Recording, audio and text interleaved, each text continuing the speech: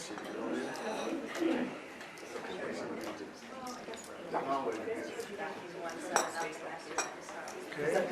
how are you?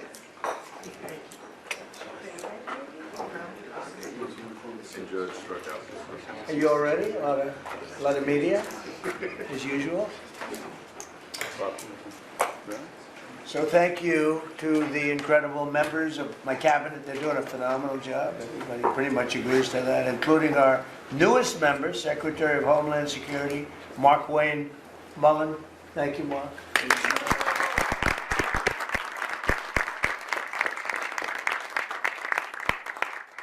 we all know him very well, and he was a very popular senator, very effective senator.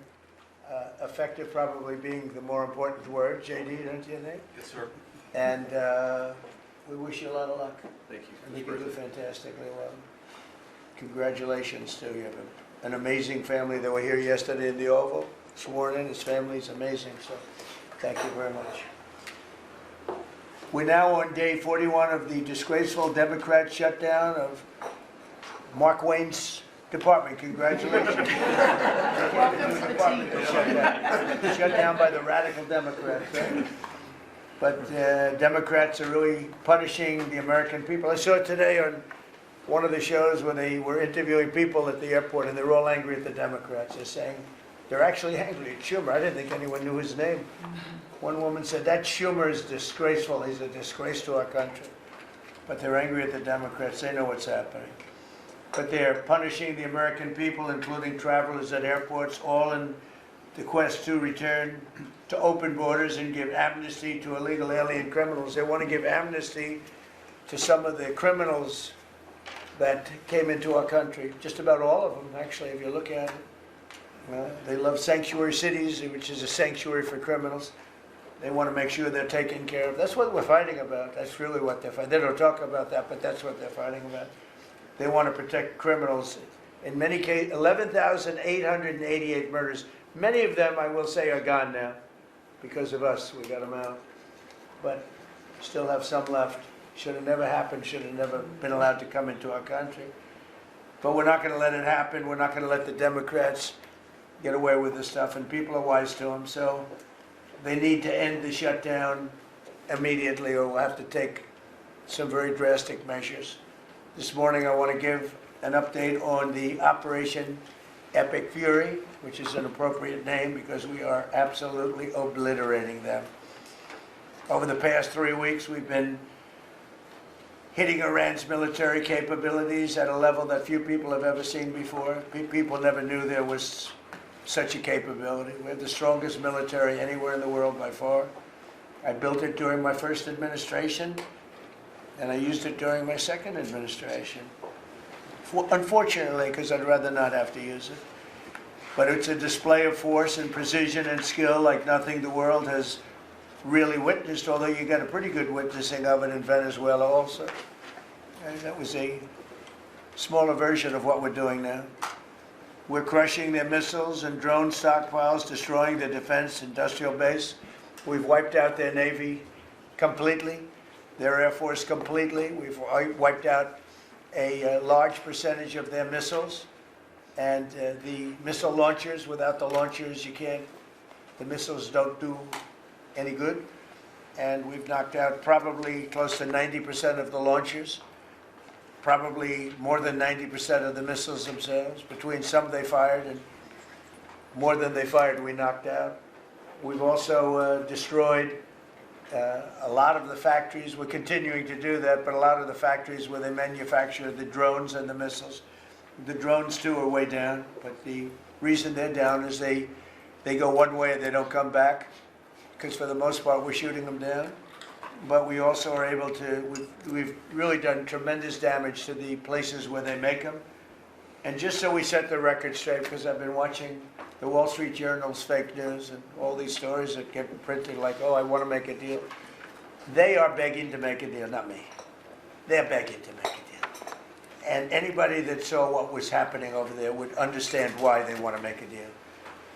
But they say, oh, we're not talking to them. Anybody would know they're talking. And only a total fool. And they're not fools. They're very smart, actually, in a certain way. and they're great negotiators. I say they're lousy fighters, but they're great negotiators. They are begging to work out a deal. I don't know if we'll be able to do that. I don't know if we're willing to do that. They should have done that 4 weeks ago. They should have done it 2 years ago. Or they should have done it when we first came into office, because 2 years ago they had free reign under Biden. Sleepy Joe, worst president in the history of our country. When he allowed to happen to our country at the borders, and even with a thing like this. But not just him. Every president for 47 years, every president should have done this. They should have done it a long time ago, because you cannot give lunatics a nuclear weapon, and they would have had a big one.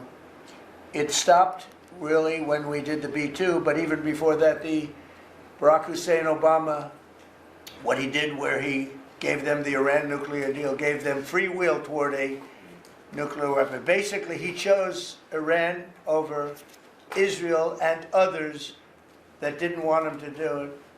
But I terminated that deal. Had I not terminated that deal, you would have had a nuclear weapon years ago, and it would have been used, guaranteed.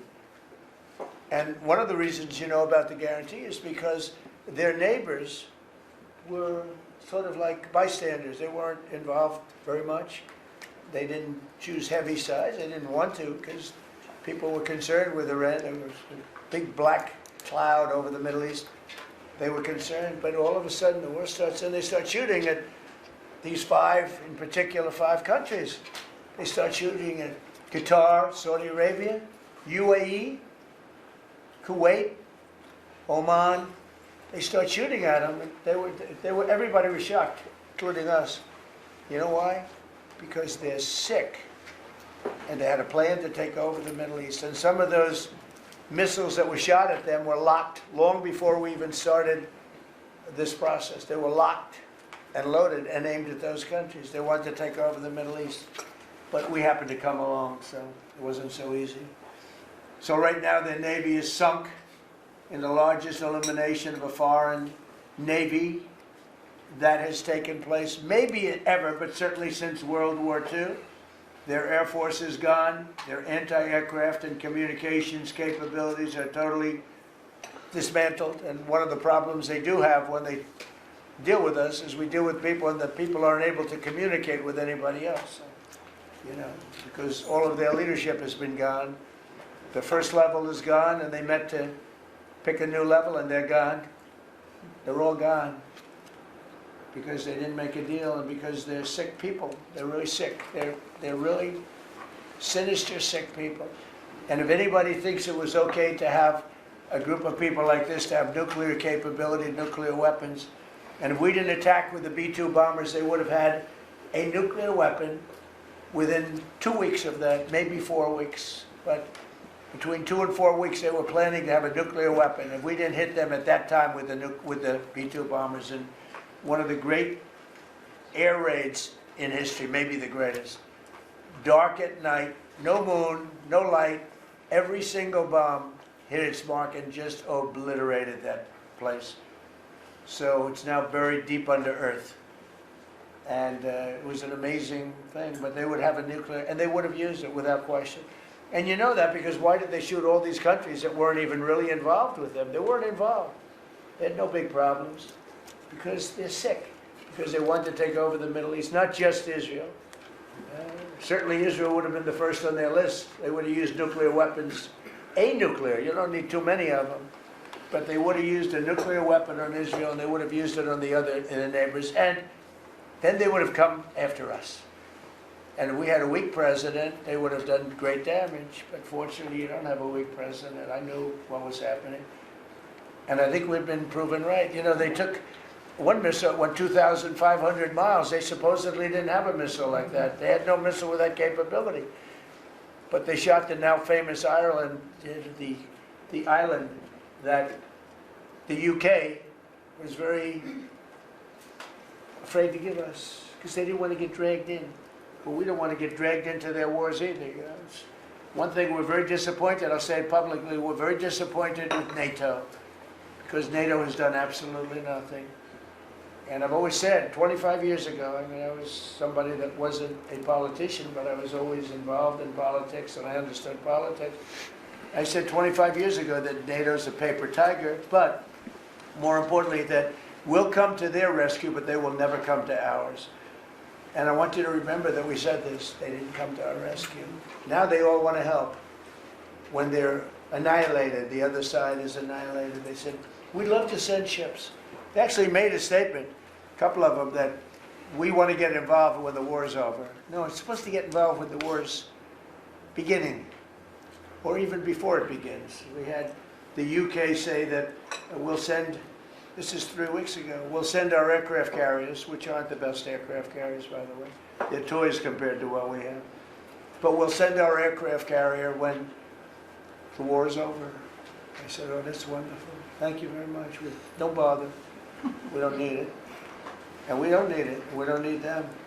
We estimated it would take approximately 4 to 6 weeks to achieve our mission. And we're way ahead of schedule. If you look at what we've done in terms of the destruction of that country, I mean, we're way ahead. Think of it. They have no navy. And they had good ships. 154 ships have been shot down and are resting very nicely at the bottom of the sea. And we did that in a matter of less than a week. Because we have the greatest military in the world by far, nobody even close. So we estimated it would take approximately 4 to 6 weeks to achieve our mission. 26 days in, we're extremely, really a lot ahead of schedule. The Iranian regime is now admitting to itself that they have been decisively defeated. They're saying to people, this is a disaster. They know it. That's why they're talking to us. They wouldn't talk otherwise. But they're talking to us because they've got a disaster on their hands. They're defeated. They can't make a comeback. We're free to roam over their cities and towns and destroy all of their crazy nuclear weapons and missiles and drones that they're building. Oh, we're doing that. They now have a chance to make a deal, but that's up to them. And they'll tell you, we're not negotiating. We will not negotiate. Of course they're negotiating. They've been obliterated. Who wouldn't negotiate? They are begging to make a deal. We'll see if we can make the right deal. If they make the right deal, then the strait will open up. Hormuz Strait will open up. And even now, we don't know if there are any mines. You know, they have 22 they call mine droppers. Think of it. Who would have 22 mine droppers? There's a boat that drops mines. Who has 22 mine droppers? Except for people with very evil intention. So every one of those mine droppers has been struck with the same weapon we used to stop drugs from coming into the United States of America. When we hit those boats, it's the exact same weapon, extremely effective. We have unlimited supplies and extremely effective. But they have no more mine droppers. By the way, speaking of drugs, we're 98% down drugs coming in by water, by the ocean, by the sea. 98%. And we're trying to find out who are the 2% because we think they're the bravest men anywhere in the world. Maybe women. But whoever's on those boats is very brave or doesn't watch television. But where drugs coming in by sea, coming in by water, are 98% down. And now we'll stop the drugs coming in by land. The land is the easy one. You had to stop the water. A lot of it came into the water. Now it's all pinched. And these people are trying to come in by land. And we will, that's it, that's the easy one. But we had to take care of the water first. Nobody's coming in. Virtually nothing is coming in anymore. There was hundreds of millions of dollars a week were coming in by water. They now have the chance, that is Iran, to permanently abandon their nuclear ambitions and to chart a new path forward. We'll see if they want to do it. If they don't, we're their worst nightmare. In the meantime, we'll just keep blowing them away, unimpeded, unstopped. Well, there's not a thing they can do about it. They can't do anything about it, you know. I'll tell you, if they could, you'd be hearing about it. You'd be hearing about it. You don't hear anything about it. They can't shoot our jets. We have the best military equipment in the world. No, not even a contest. And you see that with Venezuela. They had other equipment. They didn't have ours. It didn't work. Didn't work. Think of it. We did the situation in Venezuela. It was a great military operation, getting a very, very dangerous man who's killed a lot of people, forced people into our country. Incredible. He emptied his prisons in Venezuela, emptied his prisons into our country, and I hope that charge will be brought at some point, because that was a big charge that hasn't been brought yet. It should be brought. He emptied his prisons into our country and was a major purveyor of drugs coming into our country. And he's now been captured and, I guess be given a fair trial. But I would imagine there are other trials coming, because they've really sued him just on a fraction of the kind of things that he's done. Other cases are going to be brought, as you probably know. In the meantime, with Iran, we're going to keep doing what we've been doing, and nobody's a match for the United States, but they're not a match for the United States. It's small potatoes. That's why I'm so disappointed in NATO, because this was a test for NATO. This was a test. You can help us. You don't have to. If you don't have, if you don't do that, we're going to remember. Just remember this in a number of months from now. Remember my statements. They have an expression, a great expression: never forget. Never forget. So as we end threats to America abroad, we're focused here at home on building the greatest economy in the history of the world. Now, before this started, the Dow hit 50,000, the S&P hit 7,000. Both of those achievements were not achievable. Every one of you, most of you, I guess, said you'll never hit 50,000 during a 4-year period because it was too high a number. Well, we hit it in our first year. And I said, well, now we have to take an excursion to Iran, and we have to stop this maniac who's no longer with us. The supreme leader wasn't so supreme, no longer with us. It's very sad. But we have to stop him from blowing up the world, blowing up the Middle East, and blowing up our country, and we did that. And frankly, I thought the oil prices would go up more, and I thought the stock market would go down more. It hasn't been nearly as severe as I thought. I think they have confidence in maybe the American president and maybe the people sitting around this table. But Americans filing their taxes this year are receiving record-setting refunds. It's been a very big story. Well, it should be a big story. I don't think you write about it that much, but I speak about it. I speak about it because if I speak about it, at least people here, you don't write about it. You don't write about the drug prices going down. It'll be going down 30, 40, 50, 60%, 70%. Favored nations. Called most favored nations. We're going to be paying the lowest price anywhere in the world. Before we paid the highest price in the world, Bobby, right? And now we're going to pay the lowest price in the world. That's quite a difference. It's a difference of from 40 to 70 and 80 and even 90%. That's a pretty big difference. But we're slashing regulations, and investment is pouring in from all over the world. We have the most investment of any country in history has been put into our country in the last year. And again, we had to take a little detour. Won't be long. Going to end soon. We had to take a little detour, go to Iran, and we had to put out a fire. Very dangerous fire that could have blown up big portions of the world, if not the whole thing. So tomorrow we'll be announcing a variety of actions that we're taking to support American farmers, who we never forget. We love the farmers. We gave them $12 billion out of tariff money. We had a tremendous amount of tariff money come in, and we continue to have. We've gone, as you know, the Supreme Court gave us a very unfortunate, foolish ruling, a ruling that gives the people that have ripped off our country for many years, gives them some money back. It's one of those things. It's a terrible, terrible, horrible mistake they made, but it's okay because we have another method that's just as good. We'll use the other method. But because the tariff money has been so substantial, we gave our farmers, who have been mistreated by some countries, we gave them $12 billion, and they're extremely happy, and they deserve it. They've been great. They never complain. They just go out and they farm, and they wouldn't do anything different.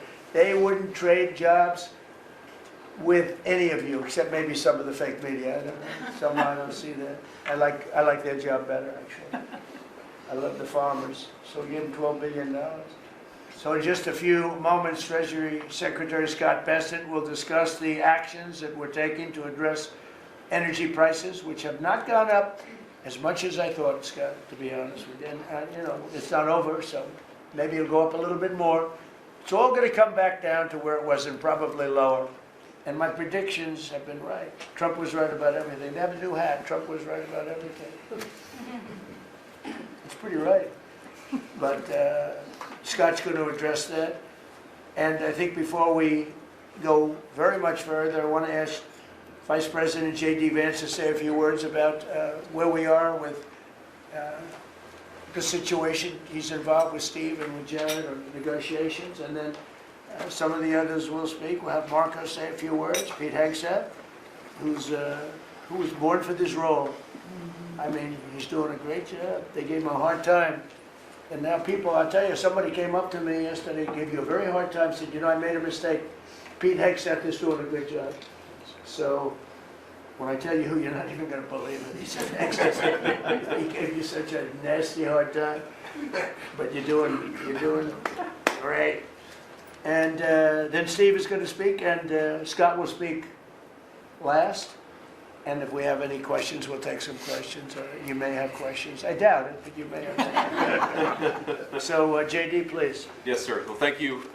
It's good to see everybody. Proud to be part of this team. Proud to be serving the president of the country. Let me just say a couple things. The first of all is the president summarized this very ably. But look, the Iranian conventional military is effectively destroyed. They don't have a navy. They don't have the ability to hit us like they could have even a few weeks ago. And what that does is that gives us options, Mr. President. Now, there's been a lot of reporting about diplomatic options, about negotiations. There's, of course, Pete and his team. There are further military options. But what we have now that we didn't have when the president took over just a little over a year ago is the ability to use every tool at our disposal to ensure that Iran doesn't get a nuclear weapon. Because when I say options, I think it's important the American people know options for what?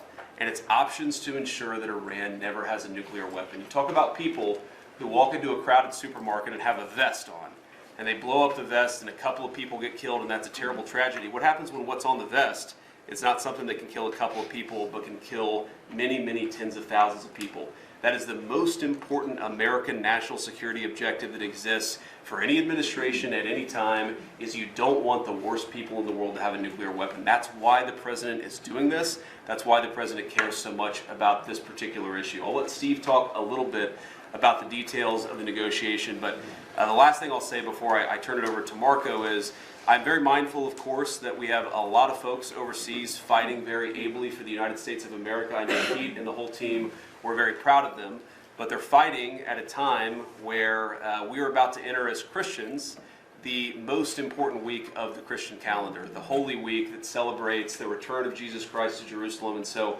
I want to say to all of my fellow American Christians, but particularly those serving in the Gulf, that I wish you all a very blessed Easter, a very blessed Holy Week, and we continue to stand behind you and continue to support you every step of the way. Thank you, sir. Thank you very much.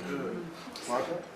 The most important job any president has is to keep the American people safe. And every president says it, but we have a president that means it and does something about it. As the president outlined very clearly to the world on the night this operation began, Iran has been at war with the United States for 47 years. For 47 years, Iran has been killing Americans and attacking Americans across this planet. And other presidents had an opportunity to do something about it. And they all warned about how Iran was dangerous, but they refused to act. And this president's not someone that's going to refuse to act. He's not going to leave a danger like this in place. He's going to address it, and that is what he is doing. From the very first night of this operation, the president made it very clear. People like this, and what I'm talking about is not the people of Iran.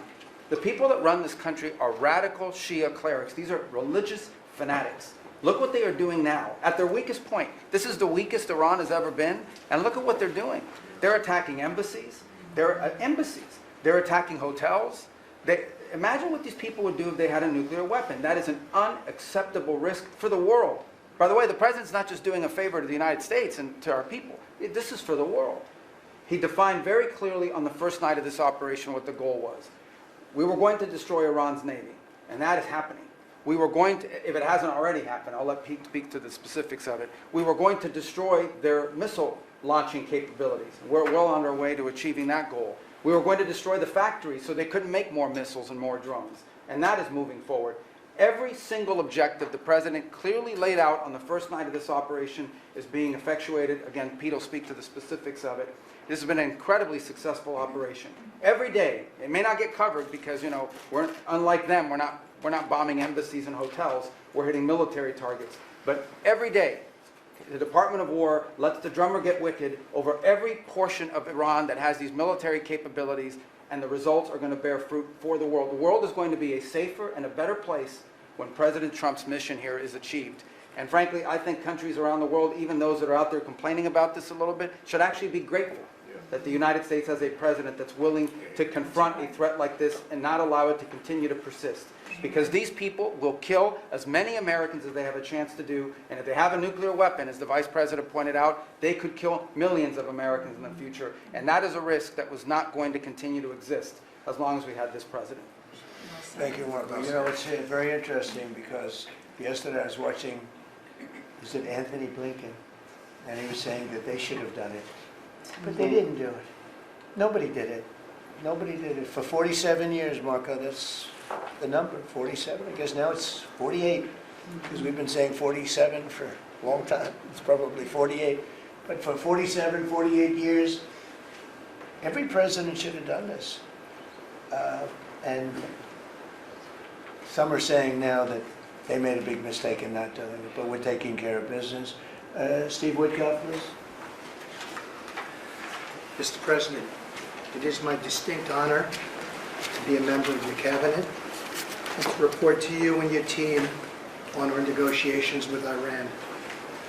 Mr. President, you directed Jared and I to pursue a diplomatic resolution with Iran prior to Operation Epic Fury, which we did.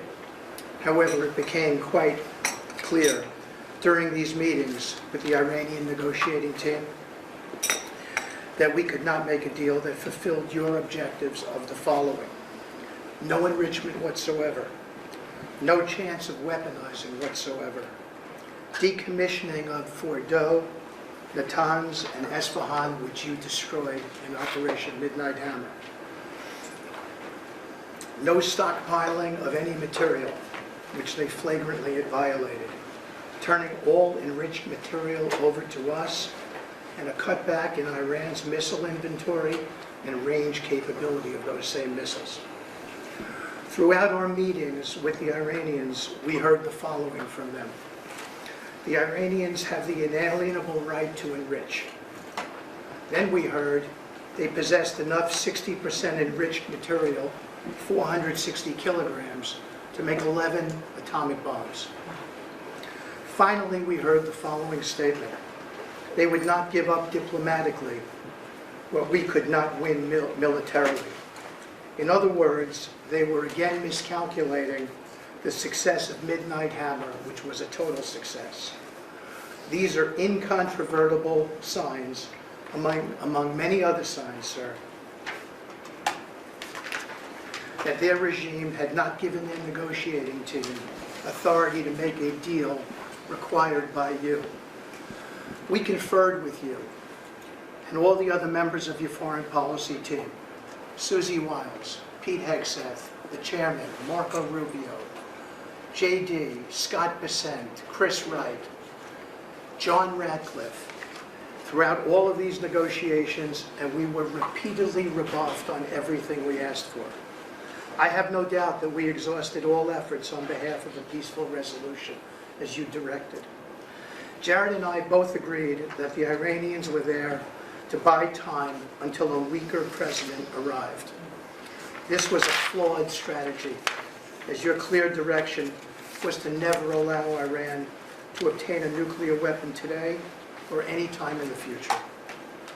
Against that backdrop, and our compelling military successes in Epic Fury, we have had multiple reach-outs from the region and others who want to play a role in ending this conflict peacefully. I can report to you today that we have, along with your foreign policy team, presented a 15-point action list that forms the framework for a peace deal. This has been circulated through the Pakistani government, acting as the mediator. And this has resulted in strong and positive messaging in talks, as you just indicated to the press. But these are sensitive diplomatic discussions, and you have directed us to maintain confidentiality on the specific terms and not negotiate through the news media as others do. I can say this: we will see where things lead, and if we can convince Iran that this is the inflection point with no good alternatives for them, other than more death and destruction. We have strong signs that this is a possibility, and if a deal happens, it will be great for the country of Iran, for the entire region, and the world at large. Your policy of peace through strength is the most effective tool for a diplomatic resolution here, just as this policy was an effective tool in each and every one of all of the other conflicts you settled in your first year. Iran is looking for an off-ramp following your powerful threat on Saturday. Your indications that you are willing to listen to peace proposals have been well received. You have instructed us that your preference is always peace, and that we should make that our priority. We have delivered that message, sir, along with the 15 points for peace. Finally, we have told Iran one last thing: don't miscalculate again. Great. Thank you very much. Good job. Doing a great job. Everybody around this table is doing a great job. Pete Hegseth, please. Mr. President. I'll start kind of where you left off, Mr. President. Thank you for doing the work of the free world and having the courage to step up and stop the Iranian terror regime from holding the world hostage. That's really what it is. And 27 days ago, Iran had a modern military. Never in recorded history has a nation's military been so quickly and effectively neutralized. Operation Epic Fury is not an endless war. It's a decisive campaign with clear objectives to destroy Iran's offensive military capabilities and ensure they never obtain a nuclear weapon. This is stuff for the history books. This is stuff for legacy. Mr. President, you are acting now to ensure future generations do not have to live under the threat of a nuclear-armed Iran. However, you wouldn't know it if you listened to the dishonest hate Trump media, as you referenced. The folks here in the room, these cameras, they have a choice. You're either informing the American people of the truth or you're not. Because I hear it from my people every day. Behind every headline you write, there's a helicopter crew in the air. And behind every news banner you write, there's a battalion on the move. And behind every fake news story, there's an F-35 pilot executing a dangerous mission. My message to the media is get it right. This actually isn't something new to me. I may be a young guy, Mr. President, but I'm not a rookie in this realm. In 2007, I helped lead the surge, the public fight for the Iraq surge. Stood and watched people stand in the Senate and declare the war is lost before it even started. Who was that? It was Harry Reid. That was the Democrats and the media working hand in glove. Back then it was 3 years into a war. Now we're 3 weeks into an operation. But see, unlike Iraq, this isn't a tie. This is not parity. This is not chaos. This is success, pure American success, on plan, and as the President said, ahead of pace. Over 10,000 enemy targets destroyed, over 140, I think now you're right, Mr. President, over 150 naval vessels sunk, underground facilities destroyed, their defense industrial base in shambles, and overnight, not only do they not have a Navy, Mr. President, they no longer have a Navy commander. IRGC's Navy commander was killed overnight in operation. So no Navy leader. Now that here's the thing about the media though, if President Trump had not acted, you'd be screaming, why not? And now that he has taken decisive action, you're asking, well, why did you? It's the same old tired playbook, TDS in your DNA. But the hardworking, God-fearing, patriotic Americans out there know better. And you alluded to this, President Obama, Mr. President. Here's a fact that you don't hear on your networks, but we know. Many of the Iranian military factories and bases that we're systematically destroying were paid for by the pallets of American cash that Barack Obama flew into Tehran under the Iran deal. You might call it an inconvenient truth.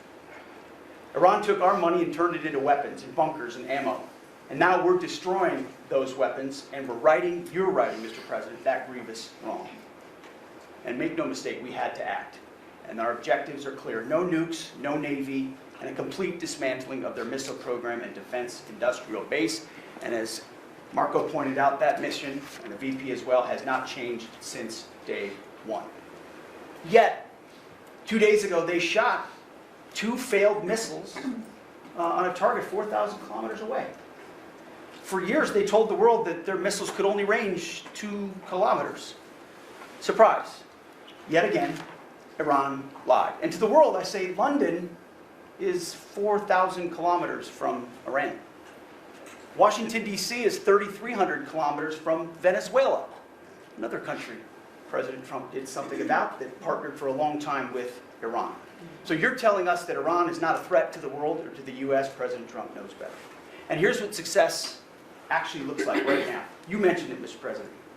A-10 Warthogs, if you know them, you love them, and Apache helicopter gunships are flying strike missions inside Iranian airspace and throughout the Strait of Hormuz at will. See, you only send these slow, low-flying, close air support platforms when the enemy has no meaningful air defenses left. Their presence is proof that Iran's air defenses are gone. Their command and control is shattered, their top leaders hiding in underground bunkers, while their mid-level commanders are being crushed in the field. The morale of their fighters plummeting, and we see that disconnect daily. They're privately admitting, as you said, Mr. President, very heavy losses. We know that.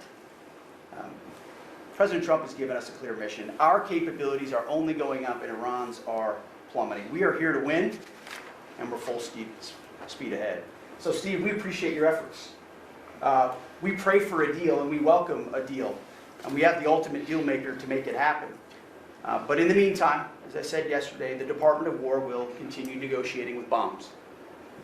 War is negotiation by other means. And finally, I want to thank our incredible troops. Our pilots, crews, sailors, refuelers, air defenders, the absolute best of America, the real 1% of our country. This president, President Trump, has your back. And I know this cabinet prays for you every single day. We ask the American people to do the same as they continue in this mission. God bless. Thank you, Mr. Thank you President. very much. It's great. I think before I ask Scott to say a couple of words, it would be great if people like the mayor of Chicago and the governor of Illinois would say, please come in and stop the crime. A beautiful young lady was killed the other day, and the father was a very good friend of Dan Scavino. And he took it very hard. Dan took it very hard, like the father, friends. They grew up together.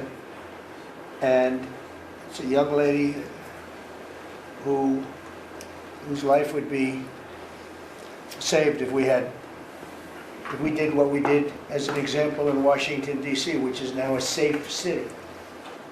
All the time, people come up to me in the building, people that work here, they say, thank you so much. I know immediately what they're talking about. They're able to walk to work. They walk to work. You all walk to work. Some of you were mugged. I know you told me stories. Some of you were mugged. One person in particular was viciously mugged. In the group right here, not happening anymore. You have a safe city. Louisiana, the governor of Louisiana called me, could you help me with New Orleans? They just had the Mardi Gras. He said it was the safest Mardi Gras we've ever had. Sounds terrible to say. No murders. You know, it sounds like, who would say this? No murders, but they always had murders. They had a lot of crime during Mardi Gras. He said virtually no crime. We had the troops down there. Memphis, Tennessee, I just got back. We were there. Crime is down 75%. In a short period of time, we're there 5 months. We could do that for Chicago, we could do that for New York, we could do that for LA, and we could do that for, frankly, San Francisco. I know they have a mayor who's trying very hard. He's a Democrat, but he's trying very hard. But we can do it much more effectively because he can't do what we do. He can't take people out from the city and bring them back to the country from where they came, where they were in prisons. They were allowed to go in prisons. There were drug dealers, the highest level drug dealers, murderers, 11,888 murders. We do things that they can't do. I had friends calling me up from San Francisco. Could you give him a chance? I said, absolutely. If you want, we'll give him a chance. He's trying. He's doing okay, but we could do much better. We could make it a lot safer than it is. San Francisco, a great city, was a great city, could quickly become a great city again. But, they're going very slowly. I tell my friends they're very substantial people. They're in a certain business where people have made a lot of money. I hope that lasts. But they have a tremendous potential. It was one of the greatest cities in the world. Now it's got a lot of crime. And the mayor's really trying it. Again, a Democrat trying. And I spoke to him. He just wants to have a chance. And I said, we'll give you a chance. But we can solve it very quickly. This young lady would be around today if we were around, because we have nobody coming through our border. I mean, literally for 9 months, it's zero. It's hard to believe that number could be possible, because millions of people came in through Biden. But nobody even tries. We don't have the caravans of thousands, 25, 30,000 people pouring into our border. They come up in caravans. We don't have caravans anymore. There's no such thing anymore. It's a name that I think I developed, but somebody developed it, but I think it was me. I thought it was an appropriate name. Thousands of people would come up and just barge into our country, totally unchecked, totally unvetted. And this man came in, Dan, right? And he came in through the ridiculous open border of Biden. If we were there, the election was rigged. What are you going to do? Came back, big comeback. But if we were there, we wouldn't have had people coming through. It's amazing. It's so easy now because everyone knows they're not getting through. We don't have any caravans. Once they know that, when it was easy to come through. When I heard that they had an open border policy, I said, boy, this is going to be, I couldn't believe it. But when it was actually, it dawned on me because I had built 1,000 miles of wall, and we were finishing up some, and he didn't want to finish it up. I said, they really do want to have an open border. And we got it finished. But that young lady would be alive today. And she'd be alive for another reason, because we would have the National Guard in Chicago and in New York and in other places. And they love doing it. It's like training, to be honest. It's actually training. I never want to take them out of D.C. I mean, maybe somebody later on will do it, but I never want to take it. The people, they say, we feel so good, we feel so safe. We see these beautiful, strong people, and they're so nice. They open the doors for people. They carry bags. They pick up paper when they see paper on the ground. I looked at D.C. last night. I drove to make a speech, and I drove through, and I said, take me this way, take me that way. The city's clean. The fences are down. You don't have homeless all over your parks. I mean, we had parks. There was no room for anything else other than homeless. It's all clean and nice. And it'll be even more beautiful in a year from now. And we have some projects that are great. This ballroom is going to be something that's so beautiful for the city, so desperately needed by presidents. I mean, now it's no secret the military wanted it more than anybody. It was supposed to be secret, but it became unsecret because of people that are really unpatriotic and saying things. But it doesn't matter. It doesn't matter. It's going to be great. We're building an arc, a triumphal arc, which will be incredible for the city. Incredible. We're fixing up what was the Kennedy Center. I was honored when the board changed the name a little bit. Actually, it shows that the Republican and the Democrats, they work together. It's really something we work together. So I think it's a great symbol, actually. But we're doing a lot of work. That building's ready to fall down. It's in terrible shape. We're closing it. We're going to open it with a bang in less than 2 years. It'll come in under budget, ahead of schedule. That's what I do. It won't be like the Federal Reserve that's costing $4 billion or something thereabouts. Think of it, $4 billion. You know, it's amazing. I said to the group before, I said, everything I do, I get sued. I build under budget ahead of schedule. I get sued over a ballroom that's going to be the most beautiful ballroom in the country, so desperately needed. You won't have to have tents sitting on the wet White House lawn. If it rains, you get wiped out, to honor the president of China or the president of France or the president of somewhere. You can have the greatest. We get sued by the National Trust for Historic Preservation. They don't know what they're doing. Then I just found out we got sued by that group and another group, I guess, on the fixing up of again, I'll use the old name, Kennedy Center, because they're not fixing up Trump Kennedy. It's going to be beautiful when you add the name Trump. But we got sued, and all I'm doing is fixing it up. We're fixing broken marble. We're putting on a roof because it leaks like a sieve. We're fixing steel that's broken. It's the same building, same exact building. We're fixing, it's going to be beautiful. It's going to be so beautiful and safe. It's actually unsafe. You had some of those columns on the outside that were painted a fake gold. Now we painted them a beautiful white color. Beautiful cream white, it's beautiful. Everyone said it's so much more beautiful now. Instead of a cheap, you can't imitate gold. See, I'm a gold person. It's all real stuff. You can't imitate it. Someday they'll discover a paint that will look like gold, and the guy's going to be the richest man in the world. You can't imitate real gold. It just doesn't. That's 24 karat, which is what this building deserves. But think of it. I get sued because I'm fixing up the Trump Kennedy Center. We're going to make it gorgeous and safe. We're fixing new windows, new this, but just all fix them. I got sued by preservationists. But you know who they didn't sue?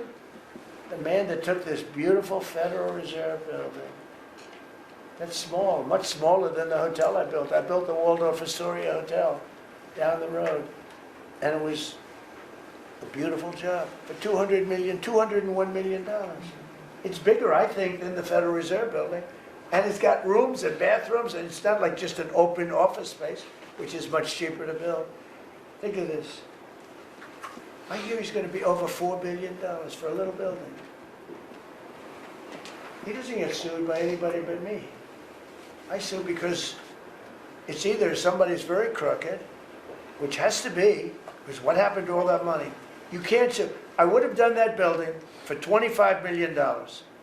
It's going to cost maybe $4 billion, and we have a great new person coming in to take over the Fed. And Kevin may not ever have an office. Because I don't know if they're going to be able to build. I passed that building the other day. It's a see-through. You know what see-through means? There's no walls up. And they're going to spend. But the National Trust for Historic Preservation, which is a joke, by the way, they didn't sue that building. They didn't sue anybody. But they sue me, and I build. And by the way, my buildings, it's all donations. Rich people and people are putting up the money. Zero taxpayer dollars. Is that right, Scott? Zero taxpayer dollars. Stuff is all done for free, and I get sued. This can only happen to the guy whose interest rates are too high. That's why we call him Too Late. His name is Jerome Powell. We call him Jerome Too Late Powell. And done a terrible job. He suffers from Trump derangement syndrome, as he probably should, because I hate him pretty hard, so I don't blame him. But they don't sue a man who has taken this gorgeous building, ripped it down from the inside, taking ceilings that are as beautiful as you've ever seen, taking the ceilings down instead of leaving them, taking walls down that were 2 feet thick of solid concrete and plaster, replacing them with 6-inch walls with no insulation. I said, let me ask you, are you going to put insulation in? No, it's not in the budget. Insulation costs $5. Now you're gonna hear the guy next door. If he's next door to me, I'll be able to hear his military plan. I'll know exactly.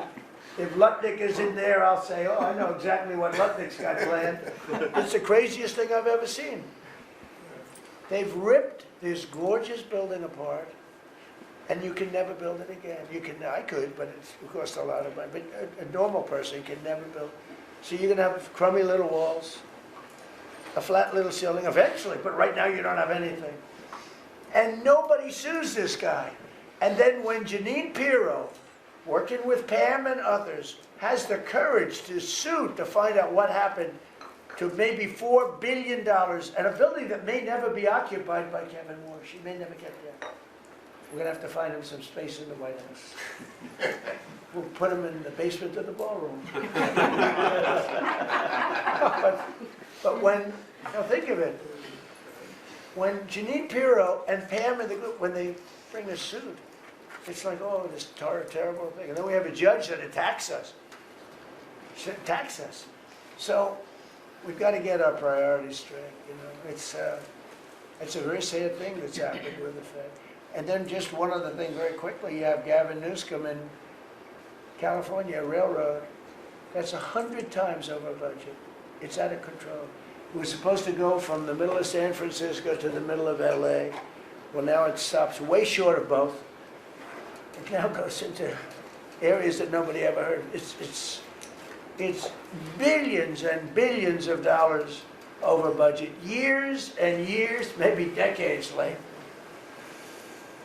And that's why we have a country that has a lot of problems, you know. We have incompetent people. It's all people. Think of this, Federal Reserve, I would have had that building done for $25 million. I would have, if I did it, it was up to, somebody else would have done it for more. So maybe 50. But you could have done that building, if it was properly done and planned, you would have done that building for, I would have done it for $25 million, and it would be better. It would be better. See this pen right here? This pen is an interesting example. It's the same thing. So this pen is very inexpensive, but it writes well. I like it. But I can't have the pen the way it was. You know what it is. I don't want to give them too much publicity, but they do treat me well. Sharpie. So I came here. They have $1,000 pens, and you know you hand pens out. You're signing and you're handing them out. You're handing them to all these people. Sometimes you have 30, 40 people, and they were $1,000 a piece. Beautiful pen, ballpoint. 1,000. It was gold, silver, gorgeous. But I'm handing out to kids that don't even know what they're. What is this, mommy? It's kids. They're getting a pen for $1,000. They have no idea what it is. And I feel guilty because I'm like, you know, I'm by nature. I don't, you know, it's the government. I love the government like I love myself economically. I want to save money. So I'm saying, this is crazy. And it had another problem. They didn't write well. So I take it out. And I sign, and there's no ink. And I got all you people looking, and you say, there must be something wrong with Trump. And there's no ink in the pen, and it costs $1,000. This one, I called the guy. I said, I'd like to use your pen, but I can't have a gray thing with a big S on it, saying Sharpie. As I'm signing a $1 trillion airplane contract to buy brand new fighter jets, brand new B-2 bombers, of which we just ordered plenty. I can't do that with the press. Use your pen, but I like the pen the best, but I'll sign it. I could do like Biden did, you know? Give it to somebody else to sign, or an auto pen. Or maybe sign it separately in another room, but I can't use your pen. He said, well, I can make it nicer. I said, what can you do? He said, I'll paint it black. I said, that's nice. And I can even paint the White House on it, sir, if you like, in gold. Almost real gold, not bad. And I can even do your signature, sir. And by the way, this was not staged. I just saw the pen sit there, and I thought of this as an example of how $25 million spent by me at the Federal Reserve Building would be a better job than $4 billion that they're spending. And you know, one of the things that Kevin Warsh told me, he said they ripped down the nicest building. I don't know what building they're talking about. They ripped down a building, Scott, right? Kevin Warsh said it's the most beautiful building in Washington. He said the most beautiful space. They ripped it down. Why did they do that? I don't know. Do you know what he's talking about? Is it true? Yes, sir. They ripped it down. We have a moron at the Fed. Who wouldn't be lowering interest rates right now? But I want to thank Janine Pirro and Pam and her group for having the courage to bring this suit. And I believe that the contractor on that job is probably one of the richest men in the country right now. I believe that it's not possible to spend that kind of money, 3 billion, 4 billion, nobody knows, nobody has any idea what it is. But it's over 3 billion, and it's probably going to be over 4 billion by the time they finish. And it may never get finished. Unless I take it over, I'll get it finished. But it can never be what it was. It's never going to have those beautiful ceilings. It's never going to have those incredible walls. The walls were 1.5 feet thick of solid masonry. They ripped them down for no reason. And I just gave you the story. And just to finish on this one. So I told that story to somebody and said, yeah, but it's not the same thing. I said, you're right. This one is better. It writes. So the guy said to me, you don't have to pay me, sir. I'll give them to you for nothing. I said, no, I don't want that. Let me pay you. I want to pay you. No, sir, you don't have to. You're the President of the United States. He was shocked. The head of Sharpie gets a call. I don't even know who the hell he is. He said, is this really the President? He said, no, you don't have to pay me, sir. This is such an honor. I said, nope, I want to pay you. He said, what would you like to pay? I said, how about $5 a pen? He said, that's all right. Whatever the hell we agreed to. Peanuts. As opposed to 1,000. And these were $1,000 pens. And we were giving them out. Sometimes, you know, you were there for signing. I'd have 30, 40 people standing behind me. I'd give out 40 pens to people. Then somebody would say, could I have a couple extra? This is where I go like this. Here, you want 5? Here, take 5. But the bottom line is, they're better pens. It's a business story. So for $5, could be 0, but for $5, I get a much better pen than for $1,000. And I can hand them out, and actually they become hot as a pistol, so what can I tell you? Yeah. With that, could I give it to, please, the man who's done a great job? That introduction. Good luck, Scott. Well, sir, as always, you're a tough act to follow, but that is very illustrative. Your economic leadership has made our military mission possible. Mr. President, national security, as you always say, is economic security. Your leadership has shown the American people that there is no prosperity without security. That our mighty military on one side, but the U.S. economic strength is fighting off this evil regime. The Iranians believe they are fighting a two-front war. It is the military war that our great warriors are prosecuting, but on the other side, they are trying to take control of the global economy through a choke point that we believe does not exist and that we will overcome. The historic Operation Epic Fury seized a generational opportunity to demolish a regime that has coordinated over 4 decades of global terror and claimed thousands of American lives. Many people, especially the Democrats, underestimate the will of the American people for short-term volatility for 50 years of safety that we are going to have on the other side of this. And I believe energy prices will be lower, inflation will be lower before we had the appearance of security, which is not real security. Now, the American people and the world will have absolute security. Through your maximum pressure campaign, Treasury has worked to uncover all financial lifelines to the regime and cut them off. You gave that order last March. This was not something that happened overnight. This is something that has been contemplated for almost a year. The Iranian financial system collapsed in December. We have systematically weakened Iran's ability to fund operations and procure weapons, and that required months of preparations. Threats to American national security have no place in the global economic system. The oil market is well supplied. We have taken actions to ensure oil supplies stranded at sea are made available to the global market. Your bold actions like the Development Finance Corporation's Maritime Reinsurance Program in conjunction with Central Command will soon provide shippers through the Gulf region with a level of security we have never seen before. Mr. President, We are starting to see more and more movement in and out of the Gulf today, and this is more than yesterday, and this is the beginning. I am confident that shipping traffic will continue to increase on a daily basis even before we secure the straits. Turning to the home front, the U.S. economy remains strong. We had a strong economy thanks to you. We are the best insulated in the world thanks to your energy efforts in term 1 and term 2. The U.S. is an energy superpower. American workers' purchasing power is finally being restored. The latest figures indicate robust real compensation increases. We are starting to see the working family tax cuts benefits bearing fruit this tax season. 44% of tax returns have claimed at least one of your signature policies: no tax on tips, no tax on overtime, no tax on Social Security, deductibility of auto loans. The average tax refund is up more than 10% for working Americans. The economy you vitalized through your pro-growth policies is well positioned to withstand these temporary disruptions.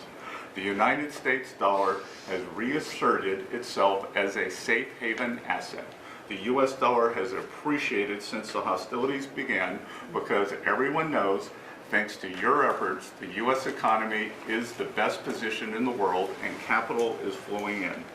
Efforts to reprioritize economic security are ensuring the United States remains secure, resilient, and prepared for the challenges ahead. As we approach the 250th anniversary, America will never be safer, more secure, militarily and economically. Thank you. I just want to ask you a question. Is this guy central casting? I'm looking at him. I'm in Treasury. He might not be so good for war. I don't know. No, I'm looking pretty good too. I'm looking at this guy. He's central casting. Even the glasses are perfect. Where do you get glasses? I think I'm going to get glasses. Those are beautiful. Thank you, Great sir. job. That's really good. No, he's done a great job. And you all have. Proud of you all. Do you have any questions? Yes, Mr. President, are you going to go in for the uranium? Like, how do you secure Iran and Let's prevent them assume from I getting a nuclear was weapon? where I wasn't. Why would I ever answer a question? Can you accomplish your What goals kind of a without it? question? Am I going to go in for the, oh yeah, I'm going in. We're going in tomorrow at 3 o'clock. How could you possibly ask a question like that and expect an answer? I don't know. But I don't know. I think you're a friendly person too. It's just such a ridiculous question. Mr. President, yesterday you said President. Thank you, Mr. President. There's been a report that potentially the U.S. is looking at diverting some munitions, air defenses that were meant for Ukraine to the Middle East. Is there any accuracy to that? Is that something you're considering? Well, I'd have to ask you, but we do that all the time. You know, we have tremendous amounts of ammunition. We have them in other countries, like in Germany and all over Europe. We have, you know, we're packed. And we take, sometimes we take from one and we use for another. We help Ukraine. Biden started. He gave $350 billion away. Too much, way too much. And we sell it now to NATO. We sell it to NATO, and they probably give it to Ukraine. Mostly, I think they give it to Ukraine. But we get paid for everything that we give. We don't give anything anymore. It's a tough situation. That whole Ukraine situation, very, very tough. We're working very hard on getting that one solved. It doesn't have any impact on us, virtually nothing. In fact, if anything, I mean, we sell a lot of equipment for that unfortunate war. 25,000 people died last month, 25,000, so mostly soldiers. Some in the towns, but for the most part soldiers. They're dying. Nobody's seen anything like it since World War II. It's a terrible situation, and hopefully that's going to get settled. You know, I settled 8 wars. And many of them, I think, were more difficult than this one. In theory, they were more difficult, but there's tremendous hatred between President Putin and President Zelensky. Tremendous hatred. I've seen it before, but I've never seen it maybe to this extent. And I think that's calming down a little bit, and I think we have a chance of getting it done. But it doesn't affect us. Thousands of miles away. That's why when I heard the head of Germany say, this is not our war, about Iran. I said, well, Ukraine's not our war, we helped, but Ukraine's not our war. I thought it was a very inappropriate statement to make. But he made it, you can't erase it, but he felt that way. I said, well, Ukraine's not our war. And it's not, but I would like to see all those young people stop being killed. I mean, they're being killed, it's like a slaughterhouse. What's happening there is horrible. 25,000, on average, last 2 months ago, it was 31,000 people died. In 1 month, Marco, right? I said, it's getting crazy, it's getting worse. Think of it, 31,000 soldiers, both Russian and Ukraine, died 2 months ago, 25,000 last month. And if I can solve that, it would be a great honor to do it. I wish it could have gone faster. I solved other ones in 1 day that had been going for 32 years. We stopped one that was starting, it was already started. India and Pakistan, and the Prime Minister of Pakistan, a very fine gentleman, said President Trump solved something that was going to cost 10 million lives. That was going to cost a lot of lives, 2 nuclear nations. And those were complicated, but we got them done quickly. This one is, it's a shame. And the only reason I'm doing it, frankly, is because I want to stop death. I want to stop the death from happening. I think I'm going to go with a man that I've missed, Brian. I haven't seen you in a long time. Mr. President, thank you so much. He's been in a very strange location. I'm in a different position. A strange thing happened. But anyway, go ahead, Brian. Well, good to see you too. Actually, good to see the entire cabinet here, Linda. Good to see you too. You talked about gas prices coming down. Obviously, they will. But would you ever consider suspending the federal gas tax in order to kind of temporarily alleviate some Well, prices? some people should do that. As an example, in California, every time prices go down, his prices go up because the gas tax is bigger than the tax itself, bigger than the product itself. It hasn't, I mean, we've thought about it, I guess, but honestly, when I did this, I knew it was going to be a little bit, we had the greatest economy ever. We had the greatest stock market in history. I said, we're going to take a little bit of a hit, a short-term hit. It's going to end up going much higher than it was, in my opinion. I said we're going to have a great stock market. Nobody thought we could get to 50,000 or 7,000 in the respective indices. Nobody thought that was going to happen, but it did in the first year. They said it couldn't happen in 4 years, that you wouldn't hit 50 in 4 years, but you could maybe get close. We hit it in the first year. And I said, this is a good time to solve a problem that you had to solve. And that's what I did. But the gas tax, people have talked about it. It's something we have in our pocket if we think it's necessary. If I can follow real quickly, you just recently took off, Secretary Duffy, 17,000 truckers off the road that quite frankly could not speak English, which is a safety issue. Yeah.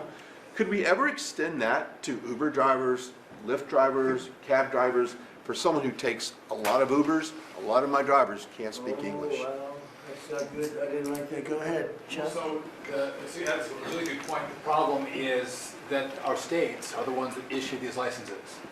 So with commercial driver's licenses, we do have some federal control.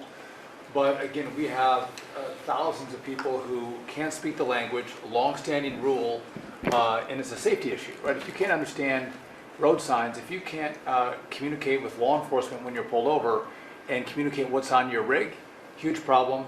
But the last administration, Mr. President, they let truck driving schools self-certify that they were qualified to train truck drivers. And so this is like the Leering Center. So you pay $800 and you get a certificate that you passed a CDL driving school, and again, they have no skills. They don't have the knowledge, they don't have the skills, they haven't gone through any of the testing. And then they get licenses, and they're killing Americans on our roads.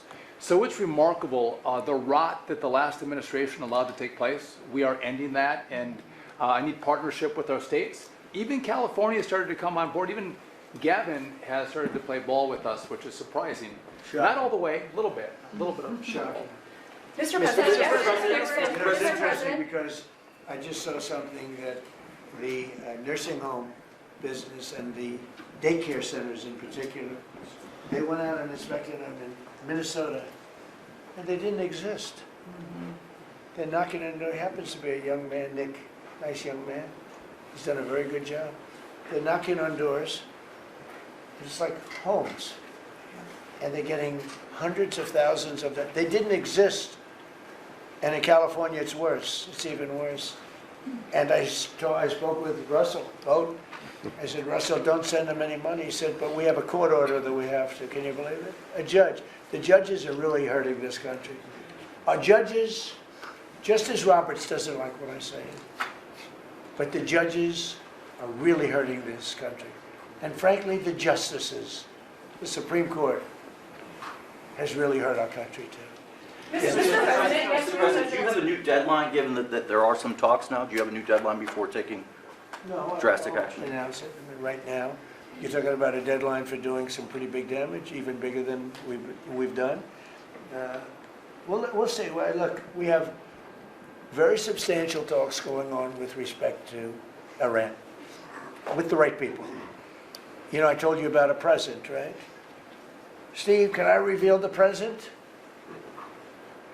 You can do anything you want.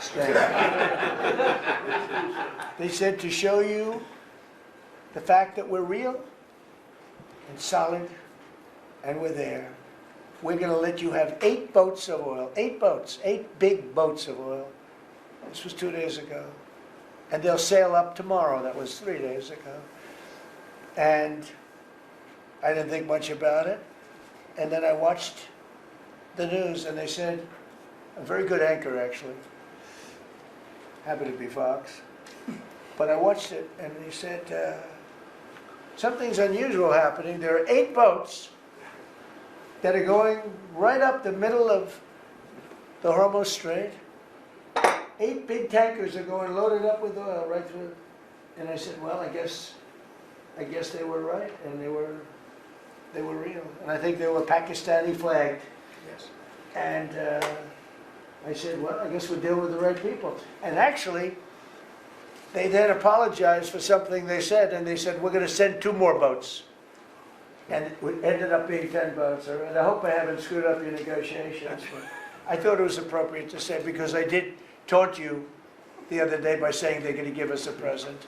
Mr. President, there were 2 illegal immigrants who were arrested at San Francisco airport for ignoring deportation orders. At the same time, as you highlighted, really great reception from American travelers for ICE agents. Is there a PR aspect of this that can allow future deportations to go on with less protesting, less outrage? Yeah, it's amazing because by putting ICE there, look, the press was very unfair to ICE, so was everyone else. These are great American patriots. They have a tough job. They have to find murderers and take them out of our country. I wouldn't want to do it. You wouldn't want to do it. Most people wouldn't want to do it.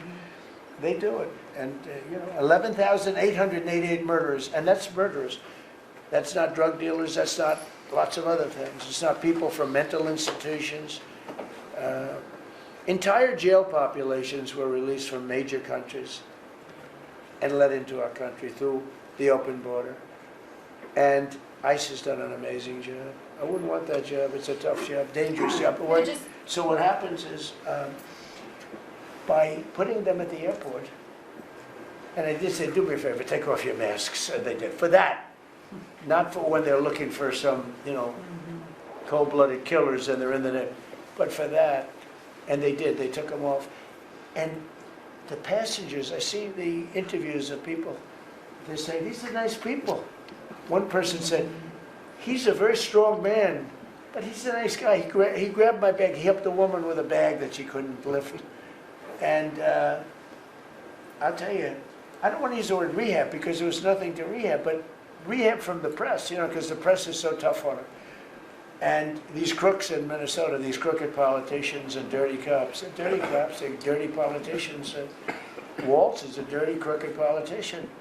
The Attorney General's a crooked guy. No investigations, and I hope JD's going to do a great job. He's in charge of it now with somebody who's very talented. But I think it's easy stuff. They say $19 billion, think of it, is missing. 19 billion. If we would solve half of the fraud problem, man, in this country, we would have more than a balanced budget. We'd have a surplus. And in the case of Minnesota, it's very Somalia-oriented. Think of it, these people come from a crooked country, disgusting country, one of the worst countries in the world. Acknowledged to be one of the worst countries in the world. Some people say it's the worst. They have no money, they have nothing. They come to our country, low IQs, and they rob us blind. Stupid people. And they rob us blind. Because we have crooked politicians. And we have dirty cops. The Attorney General's a dirty cop. It's my opinion. It's only my opinion. And something should be done about him. Mr. President, yesterday you said that you hate mail-in ballots. Excuse me? Should Iran be able to charge a toll for the Strait of Hormuz? They're charging some vessels to go through. Well, should they be able to? I mean, they shouldn't be able to, but they're doing it a little bit. I don't know. Look, their capability is a lot less than it was 2 weeks ago. And with every week and every day, frankly, it gets less and less. All I can tell you is they're begging to make a deal. So let's see what happens. Mr. President, yesterday you said that you hate mail-in ballots. Tell me about mail-in ballots. You recently voted with the mail-in I used the ballot. mail-in ballot, you're probably saying, yeah, I did. Why did you You use know that? what? Is it a Because I'm reliable? President of the United States, and because of the fact that I'm President of the United States, I did a mail-in ballot for elections that took place in Florida, because I felt I should be here instead of being in the beautiful sunshine But taking... you were in Palm Beach, sir, the last few weekends. That's right, and Could you have gone in I person? decided that I was going to vote by mail-in ballot because I couldn't be there, because I had a lot of different things. But you know, we have exceptions for mail-in ballots, you do know that, right? So if you're away, we have an exception. If you're in the military, we have an exception. If you're on a business trip, we have an exception. If you're disabled, we have an exception. And if you're ill, if you're not feeling good, we have. So I was away, mostly in Washington, D.C., so I used a mail-in ballot. But I appreciate the question, And because you consider it I know it reliable? was so well-meaning.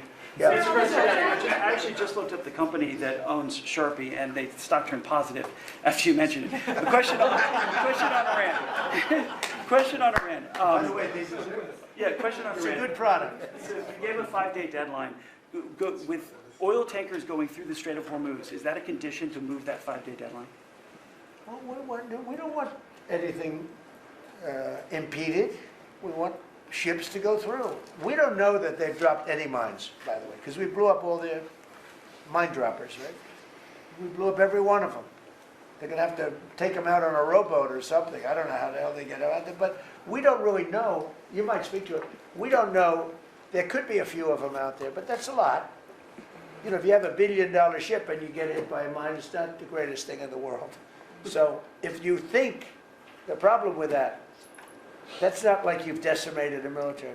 If you think there may be a mine, that's a bad thought, and it stops things up. How are we doing in that regard, Peter? Mr. President, you're right. We have so heavily degraded their coastal defense capabilities and their naval capabilities that any strategic or operational attempts to do those types of things are extremely limited. And we continue to move over the top of that. Now, whether Iran makes a wise choice or not to try to execute that is part of how this deal comes together. But with every passing day, the military pressure that we're putting on them lessens their ability to really hold that militarily at issue.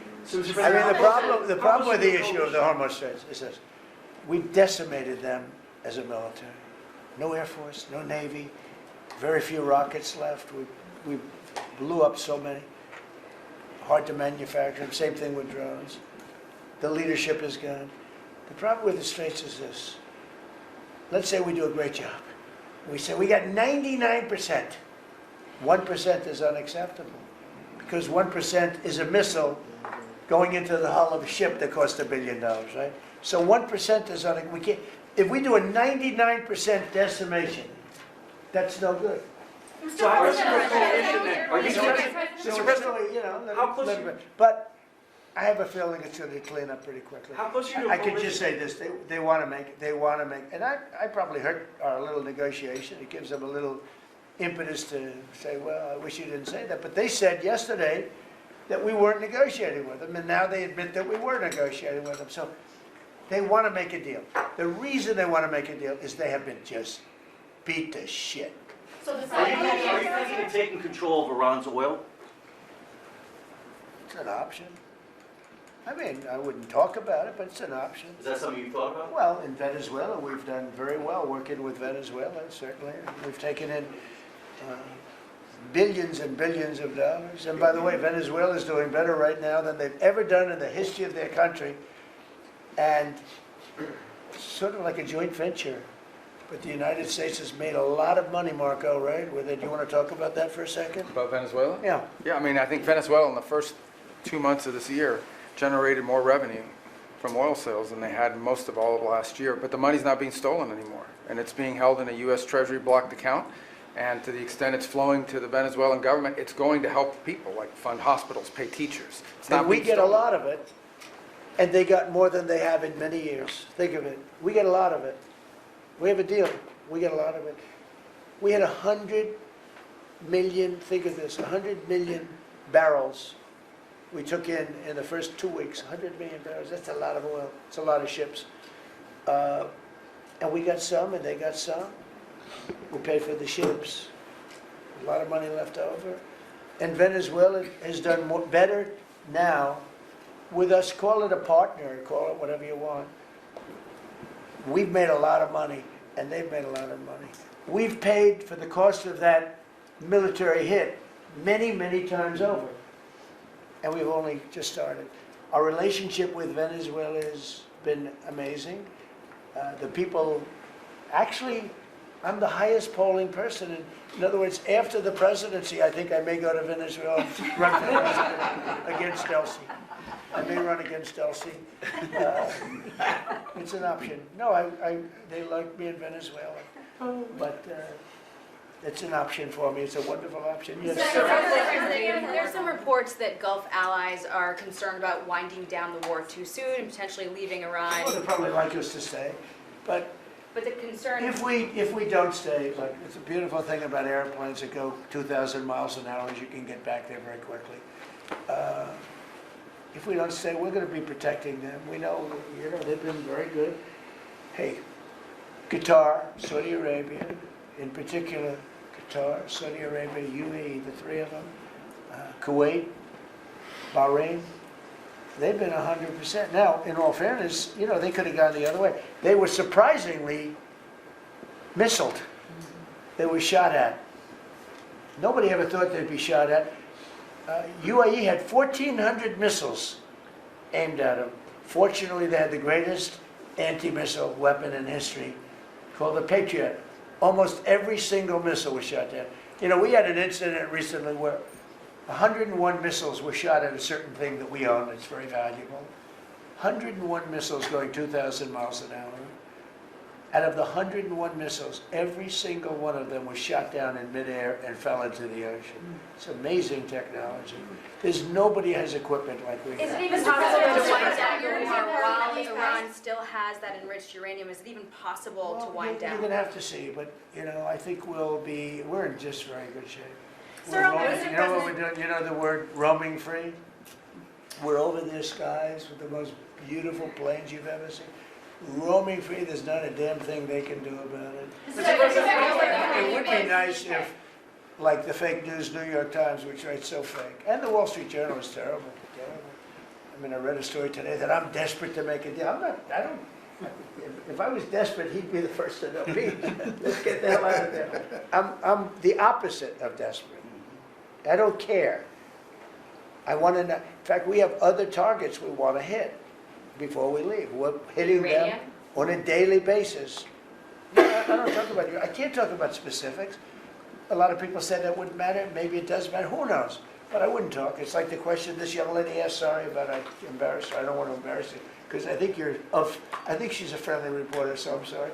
But I can't say what we're going to do because if I did, I wouldn't be sitting here for long. They'd probably, what is it called, the 25th Amendment? They'd institute the 25th Amendment, which they didn't do with Biden, which is shocking. The president feels safe enough to leave the region because Steve said that they've got enough uranium to make 11 bombs. That's a very scary thing. So when people hear I that... can't talk to you about that. Okay. You're asking me a question. You're essentially saying, will I go in and do something? I can't talk to you about So, that. Mr. President, you're looking at a coalition of ships to help, warships to help protect tankers. How close are you to getting that coalition? Well, we have a coalition for them, but they should have been up here a long time ago. And you know, they're affected. The amazing thing is we don't need the Hormuz Strait. We don't need it. We don't need it at all. We have so much oil. Our country is not affected by this. We have twice the amount of oil as Saudi Arabia or Russia, and soon it'll be 3 times the amount. Chris, do you want to speak to that for a second? Yeah, that's correct. Our total oil production is greater than Saudi Arabia's plus Russia, and more than we consume in the United States. So we're the largest. Pretty Yeah, good. pretty. You know what they call it?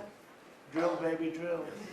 Mr. President. Can I do another topic? Anything else you want to say? Well, and same thing for natural gas. We went, before your first term, we were the largest exporter of natural gas in the world. Today, we're just by far the largest. I mean, we're the largest importer. Now we're by far the largest exporter, and it's growing rapidly this year. New facilities are coming online. New production's ramping up. We're doing an So- amazing job. We get a lot of help from that man right over there. He's getting approvals done quickly and very environmental. He's an environmentalist, actually. He does a great job, but he gives you a fast approval or rejection. Do you have anything to say? Well, back on Venezuela, where Chris and I have both had a chance to be there, I literally think they're going to put a statue to President Trump. And I'm not being, it's not a political statement, it's an I actual hope thing. so. That would be a great honor. No, because it's like they view President Trump like Simon Bolivar. He's the liberator of a country, and this is a country where they love American baseball. You look on the street, they're wearing NBA jerseys, and Delcy and her team working with us, getting back. Chris and I both experienced, it was the first time in Venezuelan history that they had the free press allowed to come on to essentially where the White House, the Palacio Miraflores. And it was an emotional thing for people that had been for 20 years had never had a chance to be there. So whether it's and then production, it's showing up in production. The American companies that are coming back, most of those American companies have many American Venezuelan team members. One company in Houston's got 600 Venezuelan Americans that know more about reviving that industry. So their GDP is at 1/4 of what it was before. They want to get back. They remember what it was. Their production on oil production is climbing towards 50% increase just in the 3 months we've been here. That flows to American refineries on the Gulf Coast, lowering the price of gas in America. So it's a Forget that. When are they going to do the statue?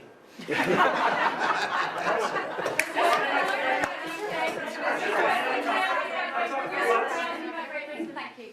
You've been really honest about how disappointed you are in Sir Keir Starmer, particularly in relation to Iran. So I'm curious about your phone calls with him, how easy they might be.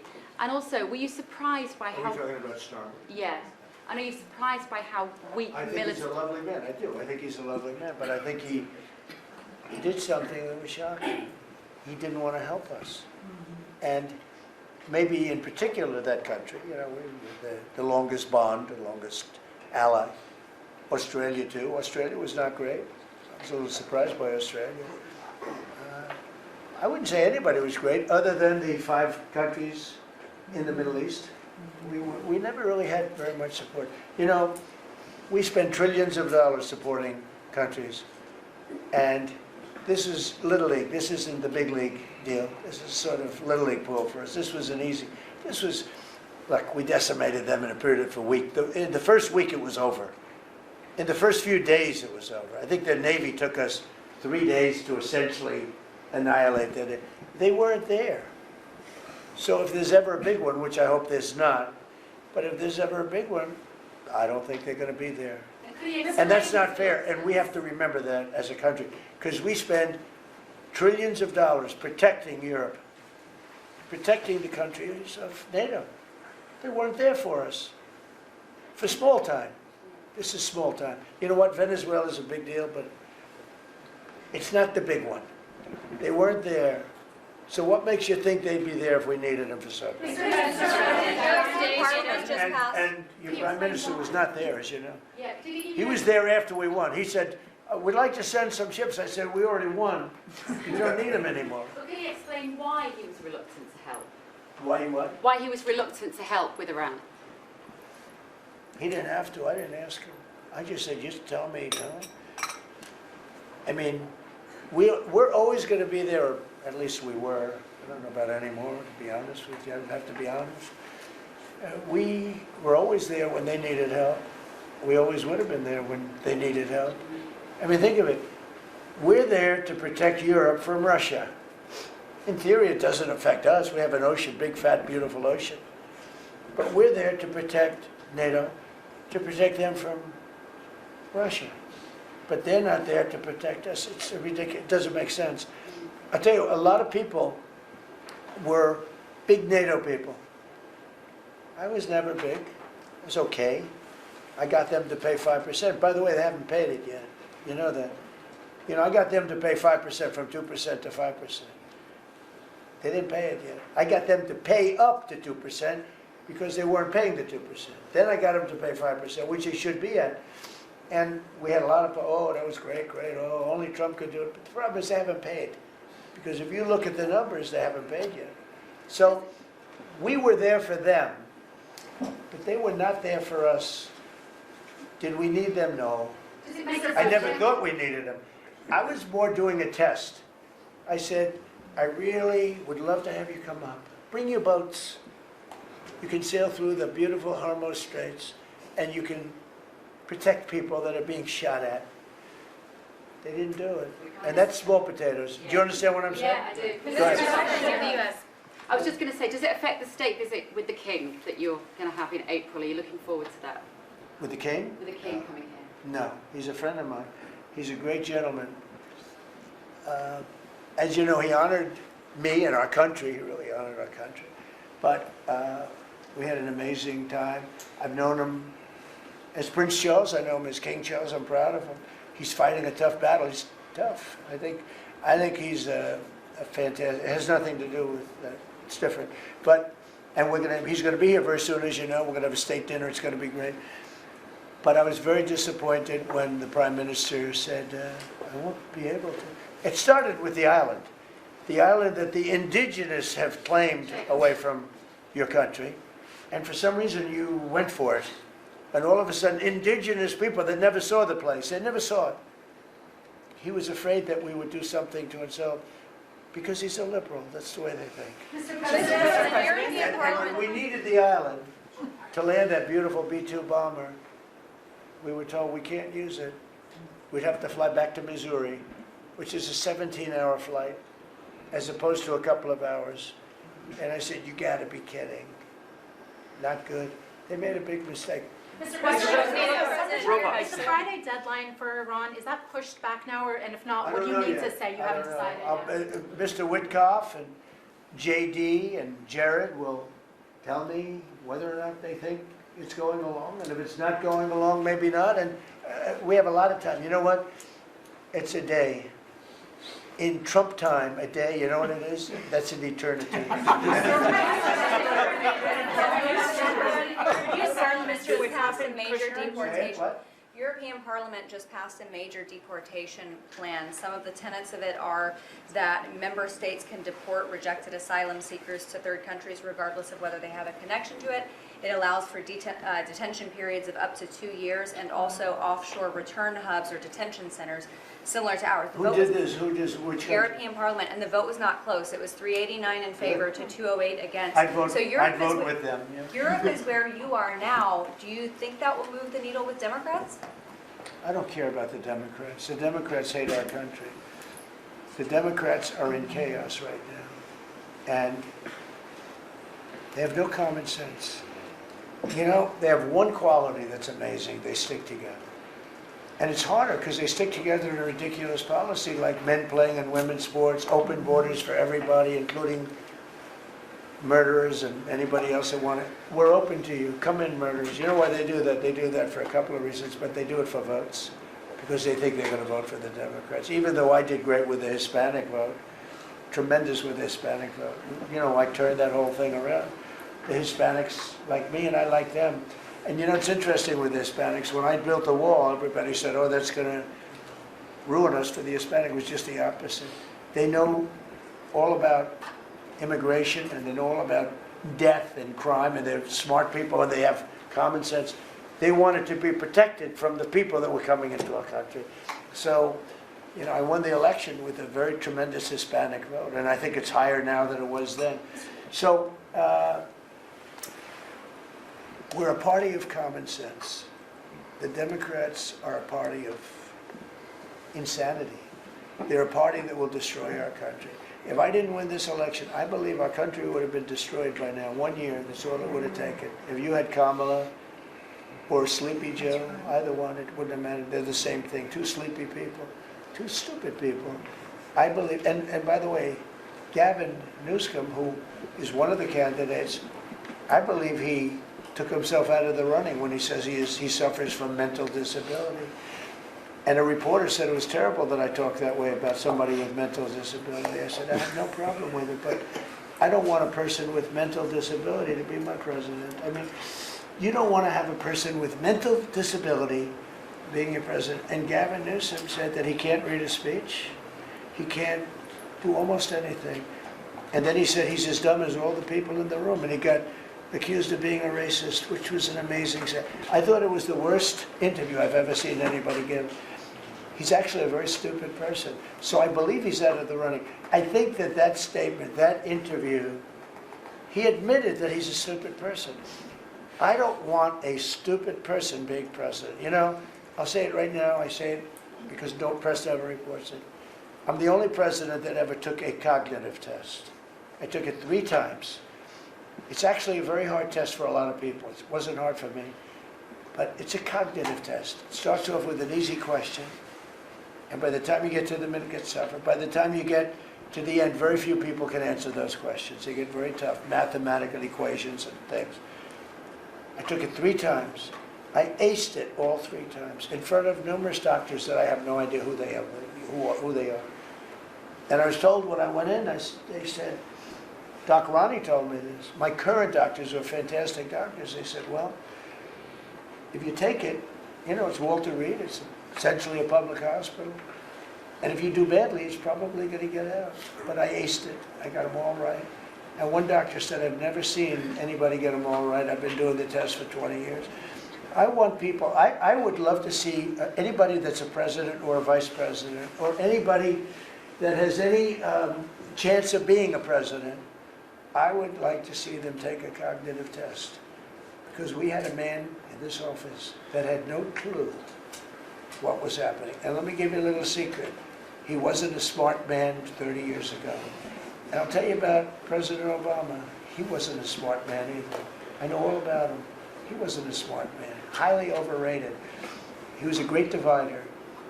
And our country can't go through that anymore. Can't go through. We have done an amazing job. I had to do a little stopover. I call it an excursion.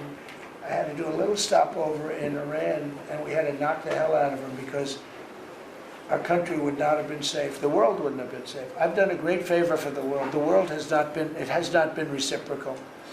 Because when I told NATO, where we give billions and billions of dollars, trillions over the years, I said, do you mind coming up and giving us a little hand with the streets? Send up some. They didn't want to get involved. And I believe that's going to cost them dearly. Thank you very much. Thank you. Thank you very much. Sign a bill on the Thank you, press. Thank you, press. Thank you, Mr. President. Thank you, press.